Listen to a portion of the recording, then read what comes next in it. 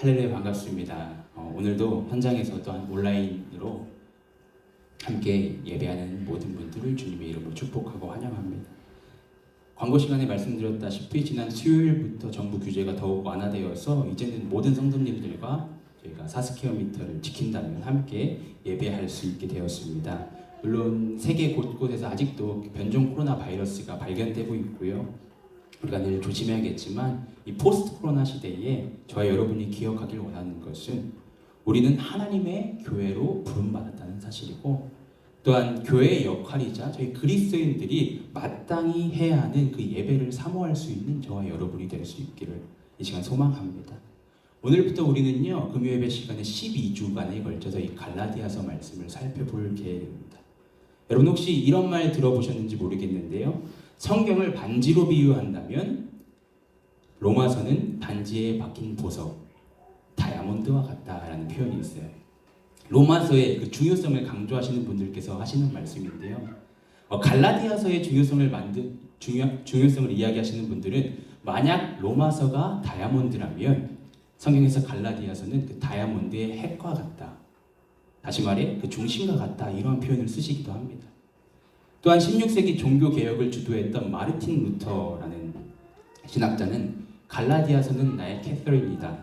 캐서린은 루터의 아내의 이름입니다. 그가 갈라디아서를 자신의 아내만큼 사랑한다, 혹은 자신의 아내만큼 갈라디아서가 자신에게 중요하다라는 표현으로 이런 말을 했습니다. 갈라디아서는요, 예수 그리스도의 복음, 특별히 그리스도인들에게 굉장히 중요한 교리인 이신득이, 이신칭의의 교리가 선포되고 있는 말씀입니다. 믿음으로만 의를 얻을 수 있다를 분명하게 선포하는 말씀이 이 갈라디아서 말씀인데요. 목회팀이 갈라디아서 시리즈의 제목을요, 복음, 자유를 선포하다 이렇게 정했습니다. 여러분들께서 인터넷에 검색해 보시면 아시겠지만 이 제목은요, 현대 10명의 복음주의 목회자들, 신학자들이 갈라디아서 말씀을 해석하면서 출간한 Christ has set us free라는 책의 한글 번역 제목을 저희가 빌려온 것입니다. 바라기는 우리가 갈라디아서 말씀을 보면서 정말 복음을 바로 알게 되고 그로 인하여서 진정한 자유를 누릴 수 있는 그러한 그리스도인들이 되기를 소망합니다. 말씀을 살펴보기 전에 여러분들에게 한 가지 질문을 드리고 싶은데요. 방금 말씀드린 것처럼 이번 시리즈의 제목이 뭐라고요, 여러분? 복음, 자유를 선포하다. 12주간 들을 거니까 여러분 기억하시면 좋을 것 같아요. 시리즈 제목이 바로 복음, 자유를 선포하다인데, 여러분은 정말 복음이 여러분에게 자유를 선포하고 있음을 믿으십니까? 그렇다면 자유는 무엇일까요? 여러분은 언제 자유함을 느끼십니까? 아까 찬양 인도했던 언어자매님께서도 자유에 대해서 잠깐 이야기를 하셨는데, 열심히 공부하는 우리 학생들, 여기도 학생들이 있죠. 학생들은 학기를 마무리하는 그 시간에, 방학이 시작되기 전에, 아니면 저처럼 대학교나 대학원 공부를 하는 친구들은 파이널 에세이를 제출하거나 마지막 시험이 마쳤을 때, 그리고 우리 직장인분들 여기 계시는데, 직장인분들은 회사 업무를 마치고 퇴근해서 집에 도착했을 때, 그리고 여기 부모님들 많이 계시죠. 육아에 지친 우리 부모님들은 아이를 재우고 혼자만의 시간 혹은 부부 둘만의 시간을 보낼 때, 그럴 때 자유함을 느끼시나요? 저만의 이야기인가요? 그렇다면 성경에서 말하고 있는 자유란 도대체 무엇일까요? 보통 자유라고 하면요, 구속받지 않은 상태에서 곧 마치 족쇄가 풀린 듯한, 제한을 받지 않고 마음대로 움직일 수 있는 상태를 이야기합니다. 성경에도 다양한 형태의 자유가 언급되고 있어요. 행동의 자유도 나오고요, 정치적인 자유도 나오고요, 신분의 자유, 영적인 자유, 율법에서의 자유도 나와 있습니다. 그런데 성경에서 말하는 가장 핵심적인 의미의 자유는 무엇이냐면 죄에서 놓여 구원을 받는다는 것입니다. 예수님께서 요한복음 8장 32절에 이렇게 선포하셨습니다. 아까도 저희 언하자매님께서 말씀하셨는데, 진리를 알지니 진리가 너희를 자유롭게 하리라. 다시 말해 오직 길이요 진리요 생명이신 예수 그리스도를 알게 된 자들, 그분을 믿고 예수 그리스도의 믿음으로 말미암아 죄를 해결받게 된 자들은 더 이상 죄에 매여 있는 자들이 아니라 자유를 누리게 된 자들이라는 것입니다. 어쩌면 자유는 우리 시대에 가장 오해받는 개념일 것 같습니다. 그렇기 때문에 무엇보다 우리 그리스도인들은요, 성경적인 의미에서 정의된 자유, 즉 하나님 안에서 하나님 아래 하나님을 위하여 규정된 자유를 경험하며 선포하는 사람들이 되어야 합니다. 그러기 위해서는 먼저 우리는요, 이 자유의 기준점을 바로 찾는 것이 중요합니다. 자유의 기준점을 찾는다. 그게 무슨 말일까요? 자유의 기준점을 찾는다는 것은요, 우리가 자유를 갈망하고 자유를 찾고자 몸부림치는 것이 아니라 우리의 삶의 올바른 주인을 찾게 될 때 비로소 자유할 수 있다는 것입니다. 그렇기 때문에 갈라디아서 말씀을 통해 복음에 대해서 그리고 구원에 대해서 우리의 믿음, 우리 신앙을 점검해 보기 원하는 것입니다. 말씀을 시작하기 전에 갈라디아서 말씀의 배경을 먼저 간략하게 정의하자면요, 갈라디아서는 누가 썼을까요? 바울이 갈라디아 교회에게 쓴 편지입니다. 쓴 서신이에요. 그런데 갈라디아 교회는 저희 담없는 교회처럼 한 교회를 일컫는 말이 아닙니다. 갈라디아 지역에 있는 교회들을 일컫는 말이 갈라디아 교회인데요. 그래서 본문 2절 말씀을 보면 우리가 함께 읽은 본문 2절 말씀 이렇게 나와 있어요. 함께 있는 모든 형제와 더불어 갈라디아 여러 교회들에게. 물론 여기서 갈라디아의 교회들을 정의함에 있어서 크게 두 가지의 신학자들의 의견이 있습니다. 왜냐하면 당시 AD 1세기 당시에 갈라디아라는 것은 두 가지 의미로 쓰였기 때문입니다. 첫 번째는 민족적 의미의 갈라디아인데요. 그것은 본래 켈트 족속이 정착했던 그 소아시아 북부 지역을 가리키는 말입니다. 둘째는 행정적 의미의 갈라디아입니다. 이것은 로마 제국의 속주로 편입된 지역, 즉 소아시아의 그 북부 지역뿐만 아니라 남부 지역들, 부르기아, 비시디아, 루가오니아 등등도 포함한 지역을 가리키는 말입니다. 제가 그림을 하나 준비했는데요. 온라인으로 보시는 분들은 잘 안 보이시겠지만 그림을 보시면 여기에 갈라디아라고 되어 있고 이렇게 네모칸 쳐져 있잖아요. 갈라디아는 저렇게 넓은 지역이었습니다. 즉 빅토리아주, 우리가 살고 있는 빅토리아주처럼 갈라디아를 우리가 이해해 볼 수 있을 것 같습니다. 어떤 신학자들은 갈라디아서의 갈라디아가 민족적인 표현이라고 해석하면서 바울이 지금 이 갈라디아 북부 지역에 위치한 교회들에게 편지를 보내고 있다라고 말하고, 갈라디아서 2장 1절부터 10절의 모임을 사도행전 15장에 나오는 모임과 동일시합니다. 반면 또 다른 신학자들은요, 이 갈라디아가 행정적인 해석으로 하는 것이 맞다라고 이야기하면서 남부 갈라디아 지역인 더베, 루스드라, 이고니온 및 비시디아 안디옥에 바울이 편지를 보내고 있다라고 주장을 합니다. 그러면서 사도행전 13장과 14장 말씀을 보면 바울이 자신의 1차 선교 여행 때 이 지역에 복음을 전하는 것이 나오는데요. 그것과 연결시켜서 이해합니다. 사실 갈라디아서의 갈라디아가 북부인지 남부인지는 바울의 그 연대기적 행보에 초점이 있는 것이라서 우리가 말씀의 핵심을 이해하는 것에는 큰 차이를 만들어내지는 않습니다.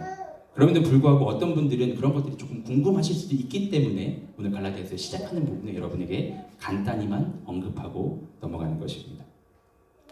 그리고 현대 신학자들은요, 대부분 남부 지역이라고, 갈라디아서가 남부 지역에 보내진 편지라고 이해합니다. 그들의 주장에 따르면 갈라디아서 말씀은 바울의 제2차 선교 여행 초기인 AD 49년에서 50년경 또는 바울의 제1차 선교 여행 이후와 AD 49년의 예루살렘 공의회 이전에 쓰여졌다고 이야기합니다. 그리고 그들의 주장을 따르면 갈라디아서는 바울의 서신서 중에 가장 먼저 쓰여진 편지이기도 합니다.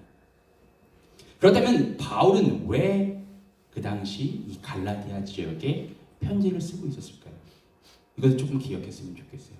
바울은 왜 갈라디아 지역에 편지를 쓰고 있었을까? 오늘 우리가 함께 읽은 갈라디아서 1장 1절부터 10절 말씀을 보면 그 이유를 발견할 수 있는데요. 먼저 1절부터 5절까지는 바울의 인사가 등장합니다. 그런데 그 인사가 좀 특이해요. 굉장히 짧고요. 상대에 대한 상대에 대한 격려가 전혀 등장하고 있지 않습니다. 그리고 바로 이어서 6절부터 본격적인 편지의 서두가 시작되는데요. 그 시작이 이렇습니다. 우리 본문 6절 말씀 같이 보겠습니다. 본문 6절 말씀인데요. 그리스도의 은혜로 너희를 부르신 이를 이같이 속히 떠나 다른 복음을 따르는 것을 내가 이상하게 여긴다. 그렇습니다. 바울이요, 제1차 선교여행 당시 그는 바나바와 같이 함께 남부 갈라디아 지역에 복음을 전했습니다. 그 결과로 교회들이 속속히 생겨났어요. 그런데 1차 선교여행을 마치는 시점에서 혹은 2차 선교여행이 시작되는 시점에서 갈라디아 지역의 교회들에 대한 소식이 바울에게 들려온 것입니다. 어떤 소식이 들렸냐면 그 갈라디아 지역 교회들이 지금 다른 복음을 따르고 있다. 맞습니다. 바울이 그 복음을 전했던 이 갈라디아 지역에 거짓 교사들이 찾아왔습니다. 그들은 유대주의자 혹은 율법주의자라고 생각할 수 있습니다. 그들이 와서 이제 막 생겨난 이 어린 갈라디아 지역의 교회들에게 말하는 것입니다. 너희들 바울에게 복음 들었어? 그런데 그는 예수님께서 선택하신 그 12제자가 아니야. 12사도가 아니야. 그는 정식 사도가 아니야. 이런 말을 하는 것입니다. 그리고 더 나아가 이런 말도 했던 것 같습니다. 너희들 예수 그리스도를 믿으면 구원받는다고 들었던 것 같은데 그거 맞는 말이야. 맞는 말인데 그것만으로는 안 돼.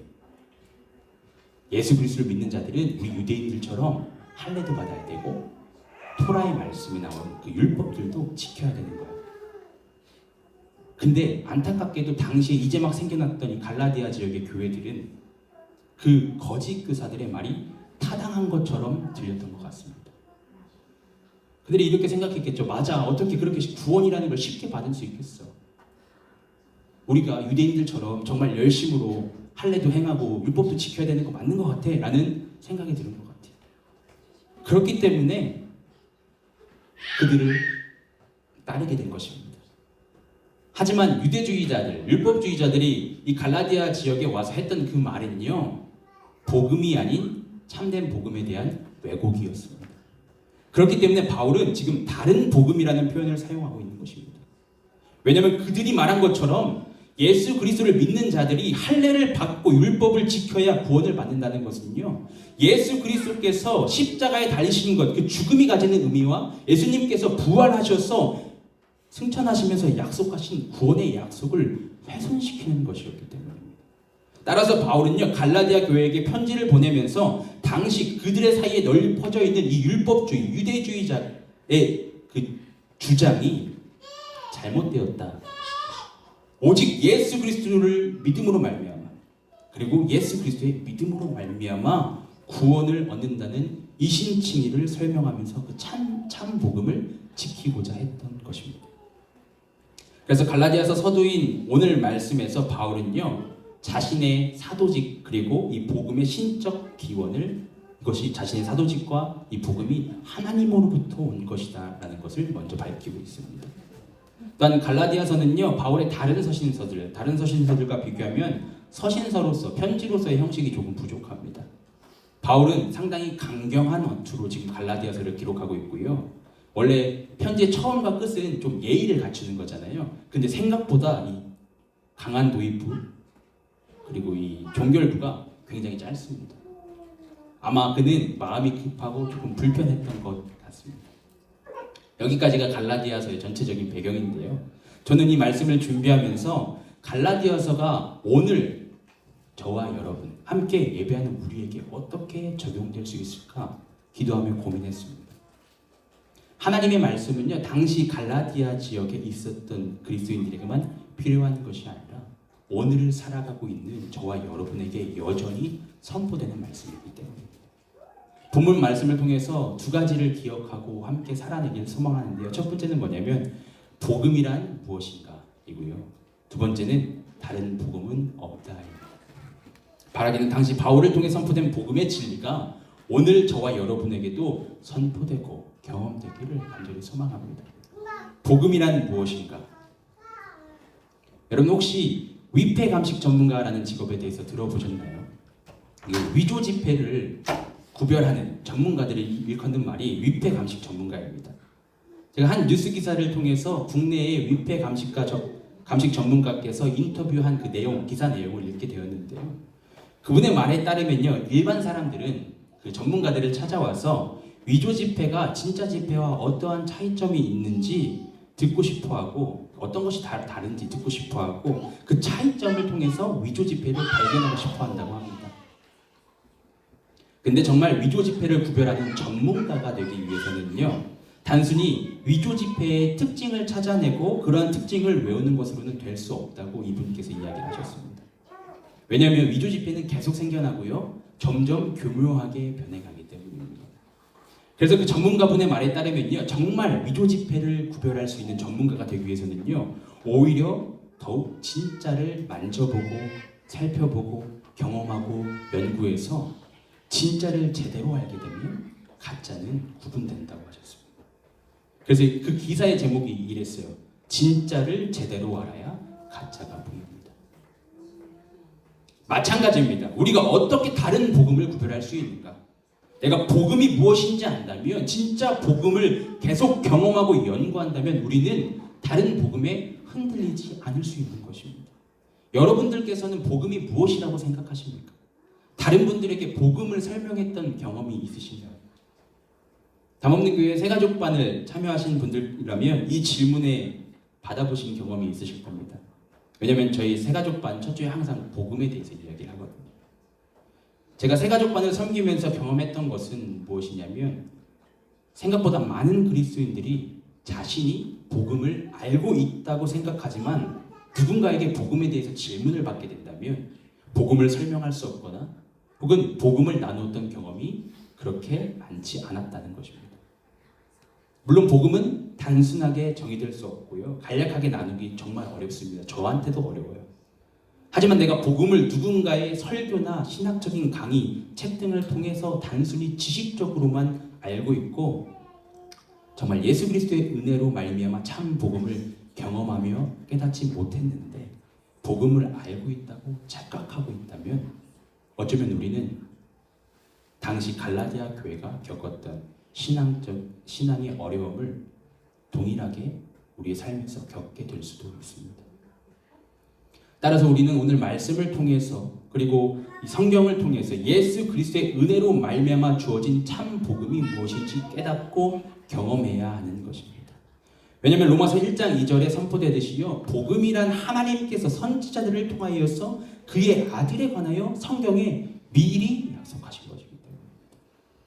신약 성경을 보면요, 복음이란 단어가 굉장히 여러 번 등장합니다.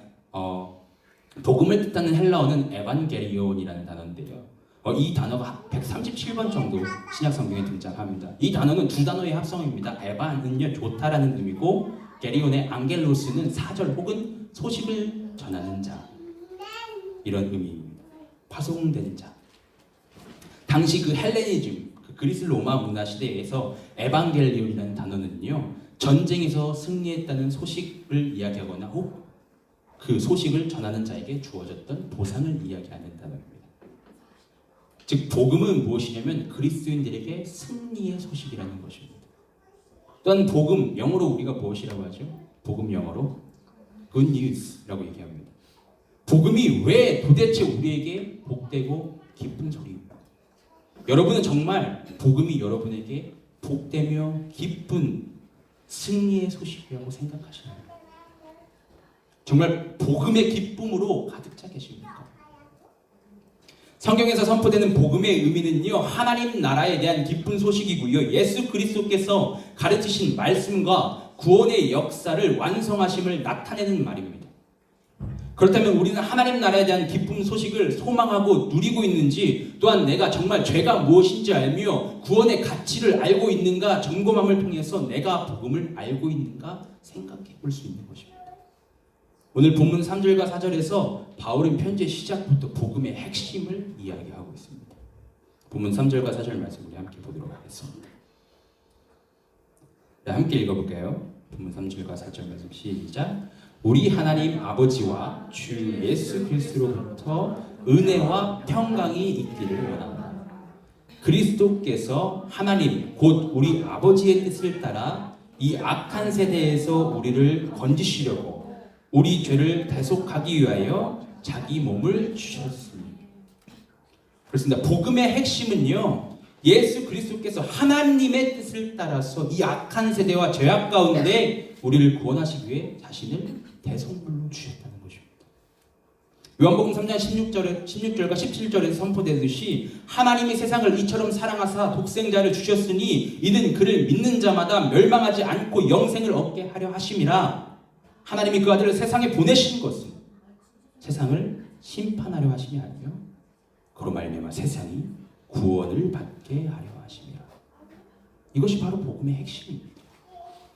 인간의 무언가 노력을 통해서 구원을 이룰 수 있는 것이 아니라 우리는 오직 예수 그리스도의 믿음으로 말미암아 구원을 받았고 우리가 예수 그리스도를 믿음으로 구원을 누리는 것입니다. 그리고 더 나아가 3절에서 바울이 말하고 있는 은혜는 바로 복음의 원인이고요. 평강은 복음의 결과인 것입니다. 본문 3절에서 은혜로 번역되고 있는 헬라어 카리스는요, 하나님의 값없이 주는 선물이라는 의미가 있습니다.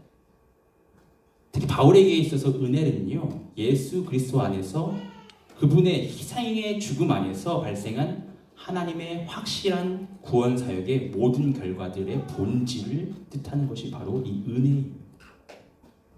또한 평강에 해당하는 에이레네는요, 그리스도를 통하여서 구원을 보증받아 하나님을 믿음으로 인하여 이제 더 이상 아무것도 두려워하지 않고 만족을 느끼며 영혼의 평온함을 느끼는 상태를 뜻하고요.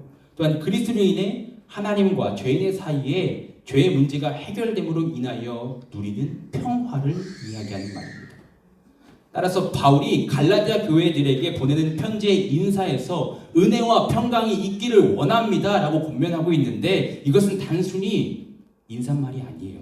여기는 복음의 진수를 요약하고 있는 것입니다.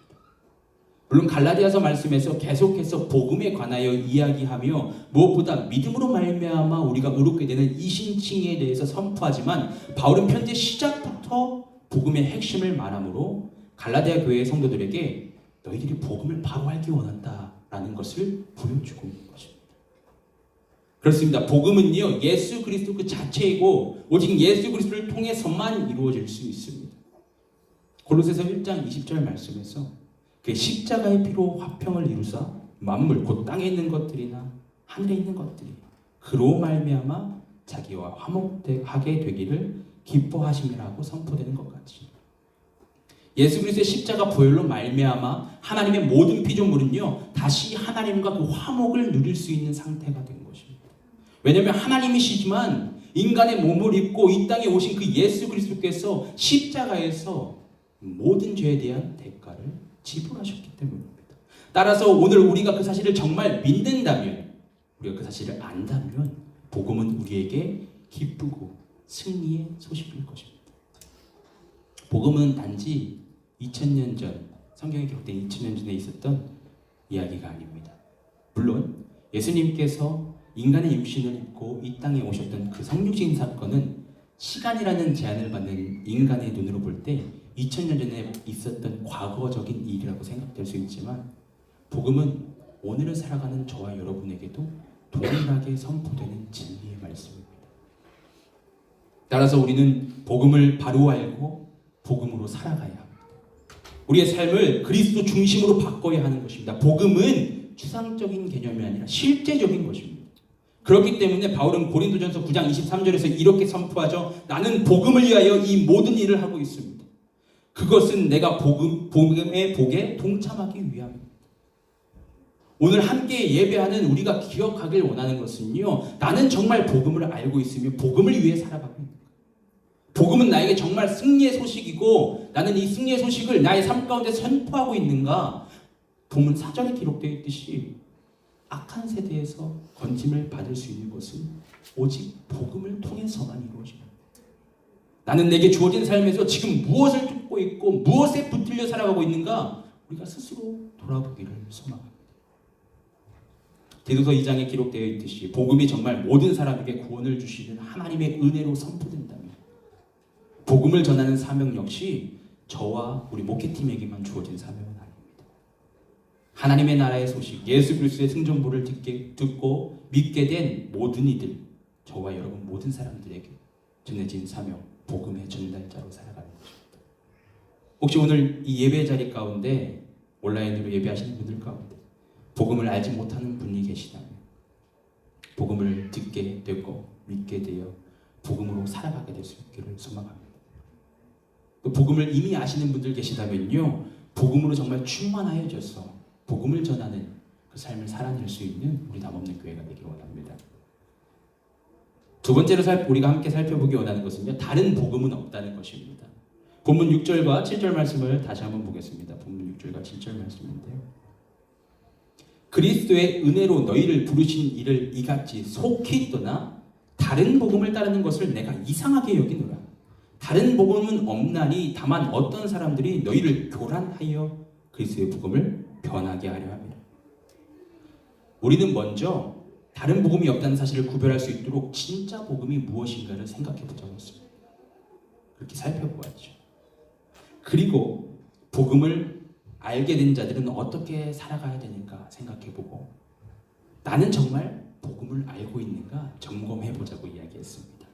그 다음으로 우리는 과연 다른 복음, 지금 바울이 이야기하고 있는 다른 복음은 무엇인가를 살펴보기 원합니다. 당시 갈라디아 교회들에게 퍼져 있었던 다른 복음은 무엇이었고, 그것을 통해 봤을 때 우리가 다른 복음을 어떻게 이해할 수 있는가? 더 나아가서 그렇다면 오늘을 살아가는 우리들에게 다른 복음은 무엇일까? 말씀을 통해 주목해 보길 원합니다. 말씀의 시작에 이야기했듯이요, 당시 갈라디아 지역에 있었던 교회들은요, 유대주의자들 그리고 율법주의자들의 그 거짓 가르침에 귀 기울였고 그들의 주장을 따르게 되었습니다. 그리고 예수 그리스도만으로 구원을 받을 수 없고, 예수 그리스도를 믿으면 유대인들처럼 할례를 행하고 율법을 지켜야 한다는 거짓 교사들의 가르침이 이 갈라디아 지역에 있는 교회들에게 퍼져 있다는 소식을 듣게 된 바울은 그것을 다른 복음이다 라고 이야기하며, 이어서 사실은 다른 복음은 없고 그 거짓 교사들이 지금 당신들을 뒤흔들어서 그리스도의 복음을 왜곡시키고자 합니다 라고 이야기하는 것입니다. 즉 바울은 다른 복음은 곧 거짓 복음이라고 이야기하는 것입니다.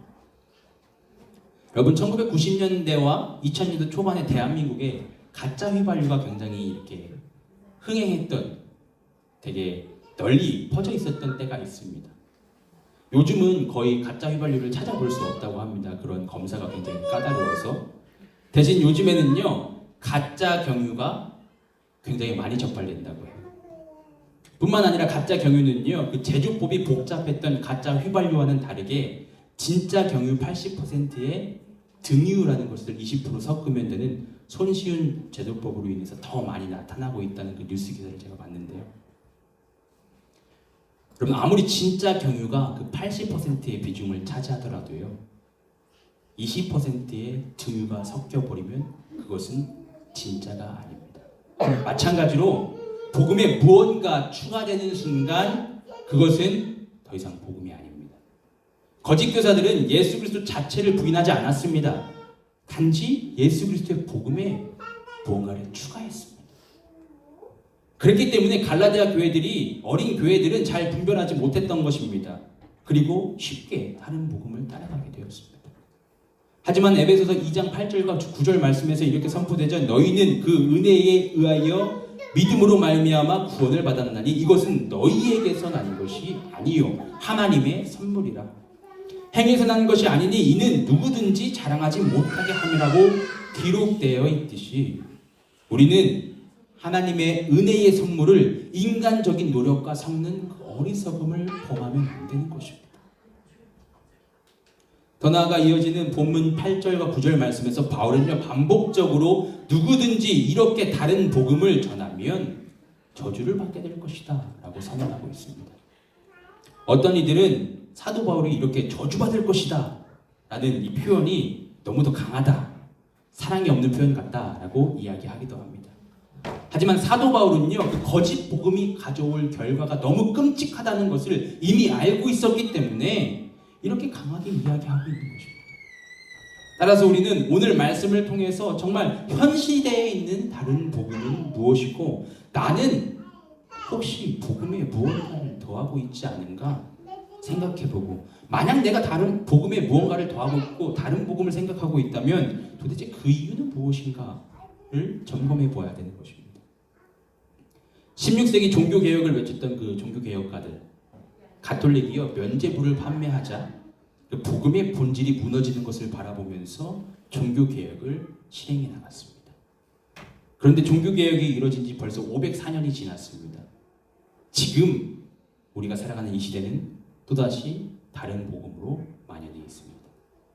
여러분, 현 시대의 다른 복음은 과연 무엇일까요? 아마 다른 복음이라고 하면 여러분 다양한 이단들을 떠오르실 것 같습니다. 한번 구원을 받으면 도덕적인 삶은 중요하지 않다고 이야기하는 구원파나 다시 오실 그 예수님의 자리에 자신의 이름을 넣어서 다른 사람들을 현혹시켰던 그 신천지와 같은, 그리고 세계 곳곳에 존재하는 수많은 이단들, 그들은 모두 다른 복음을 전하는 자들입니다. 또한 어떠한 것들이 있을까요? 절대 진리는 존재하지 않고 다양성이 중요하다고 이야기하는 우리가 살아가는 이 포스트 모더니즘 시대에 배타적인 진리를 거부하고 다른 종교를 인정하고 모든 종교에 구원이 있다고 이야기하는 종교다원주의, 또 타종교와 종교를 통합해야 된다, 종교 통합을 이야기하는 것 역시 다른 복음입니다. 뿐만 아니라 값없이 주어진 하나님의 은혜의 선물을 값싼 은혜로 둔갑시키는 경우도 있습니다. 우리 주위를 둘러보면요, 복음에 무언가 추가되어 있는 경우가 너무도 많습니다. 예수님을 사랑하고 예수님을 따른다고 이야기하지만 예수님도 사랑하고 다른 무언가도 사랑하는 것, 그거 다른 복음입니다. 예수님도 섬기고 다른 것도 섬기는 것, 그것은 다른 복음입니다. 그리스도인의 제자라면요, 예수님이면 충분한 자들입니다. 그리스도인들은 예수님만으로 충만한 자들입니다. 여러분은 정말 그 사실을 믿고 경험하게 되기를, 다른 복음이 아닌 참 복음에 붙잡혀 살아갈 수 있기를 주님의 이름으로 축원합니다. 우리 신앙을 점검해 봅시다. 혹시 나 또한 복음에 지금 무엇을 더하고 있지는 않습니까? 하나님의 말씀을 내 주관적 경험과 생각으로만 해석하고 내가 원하는 것들을 하나님의 말씀이라고 합리화시키고 있지는 않습니까? 물론 우리가 이단에 빠진 자처럼 복음에 많은 것을 더하지는 않을지라도요, 작은 것 하나 역시 복음에 더해지다 보면 어느 순간 우리는 다른 복음을 쫓아가게 되는 자가 되어버릴 것입니다. 따라서 우리는 성령님을 의지하고 말씀으로 깨어 있어야 합니다. 한국을 포함하여서 전 세계에 엄청난 목회자들이 넘어지는 것들을 뉴스 기사를 통해서 바라보게 됩니다. 그런 것들을 보면서 제가 이런 생각을 했어요. 저들은 처음부터 그랬을까? 저들도 처음부터 그러지 않았겠지. 나도 지금은 그렇지 않지만 더욱 주님을 바라봐야겠구나. 여러분 삶에 이러한 결단이 있기를 주님의 이름으로 축원합니다. 마지막으로 10절 말씀을 보면요, 우리가 왜 다른 복음을 쫓아가게 되는지 그 이유가 등장하고 있는데, 제가 이 10절 말씀을 세 번역 성경으로 읽어보겠습니다. 내가 지금 사람들의 마음을 기쁘게 하려 하고 있습니까? 아니면 하나님의 마음을 기쁘게 해드리려고 하고 있습니까? 아니면 사람의 환심을 사려고 하고 있습니까? 내가 아직도 사람의 환심을 사려고 하고 있다면 나는 그리스도의 종이 아닙니다. 우리가 다른 복음을 쫓게 되는 것은요, 하나님을 기쁘시게 하고자 함이 아니라 사람을 기쁘게 하고 사람의 환심을 사고자 하기 때문입니다.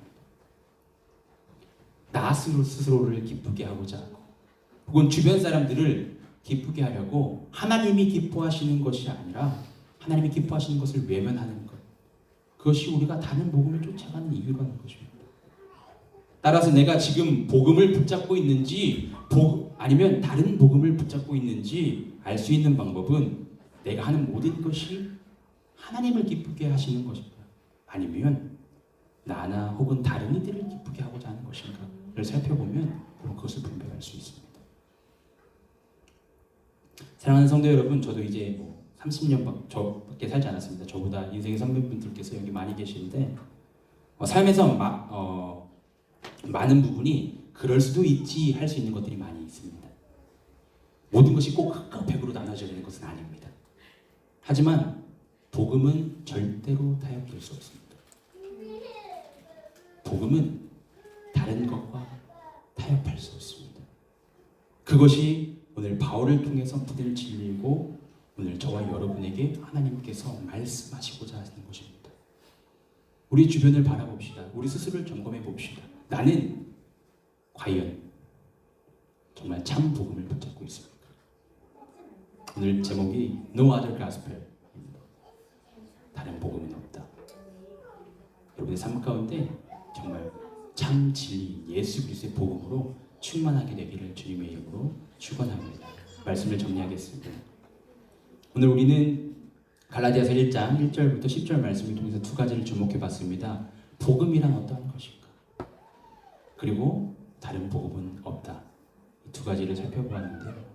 저희 부족한 설교로는 이 말씀을 제대로 담아낼 수 없습니다. 여러분 갈라디아서 말씀이 12주간 이렇게 계속 진행될 건데 갈라디아서 말씀을 깊이 묵상해 보실 수 있기를 주님의 이름으로 축원합니다.